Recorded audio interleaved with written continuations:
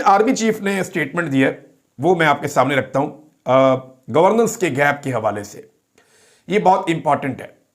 Army chief ने कहा क्या? उन्होंने कहा कि हम गवर्नेंस के गैप्स को कब तक अफवाज और शोहदा के खून से भरते रहेंगे। वो ये कह रहे हैं कि हुकूमतें नाकाम है, नालायक है, वो गवर्नेंस ठीक तरीके से नहीं कर पा रही, लिहाजा इसकी वजह से फौज का खून बह रहा है और हम अपने शोहदा की कुर्बानियां दे रहे हैं क्योंकि हुकूमतें नालायक हैं। ये जनाब आर्मी चीफ ने कहा। अब मेरा यहां पे एक सवाल है कि हुकूमतें हैं कहां पे? ये तो सारी जाली हुकूमतें हैं जो आपने बनाई हैं।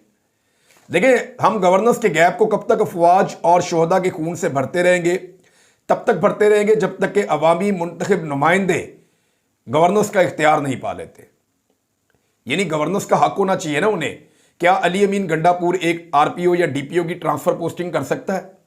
क्या वो अपनी मर्जी का चीफ सेक्रेटरी या आईजी अपने सूबे में ला सकता है?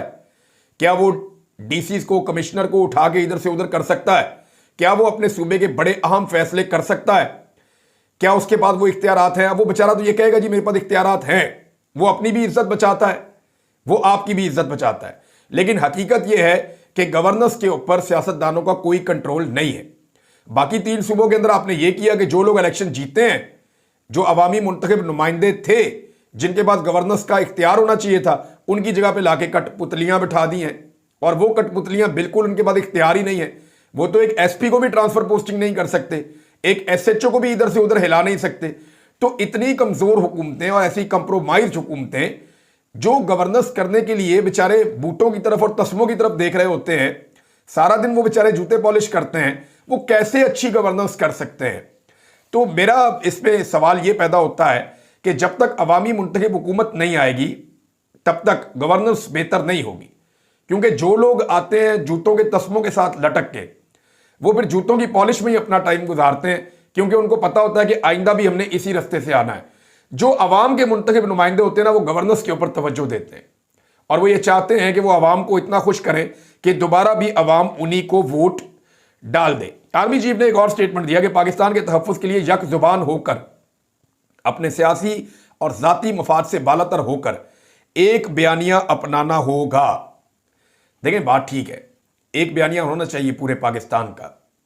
पूरा पाकिस्तान मजम्मत तो कर रहा है दहशतगर्दी की, लेकिन क्या पूरे पाकिस्तान को मौका दिया जा रहा है कि वो दहशतगर्दी के खिलाफ खड़ा हो सके? एक पॉलिटिकल पार्टी है, इतने दहशतगर्दी के मुकदमे दहशतगर्दों के ऊपर दर्ज नहीं किए गए जितने दहशतगर्दी के मुकदमे सहाफियों पे और पॉलिटिकल पार्टी पे दर्ज कर दिए गए। आप अंदाजा कीजिए, यानी इस पॉलिटिकल पार्टी पीटीआई के ऊपर पिछले 3 साल में जितने दहशतगर्दी के मुकदमे हुए हैं ना, इतने दहशतगर्दी के मुकदमे जेन्युइनली जो दहशतगर्द हैं, पाकिस्तान में दहशतगर्दी कर रहे हैं, उनके ऊपर भी नहीं हुए। तो जब आप ऐसा सलूक करेंगे, खुद ही तकसीम पैदा करेंगे, तो कौम यक जुबान कैसे होगी?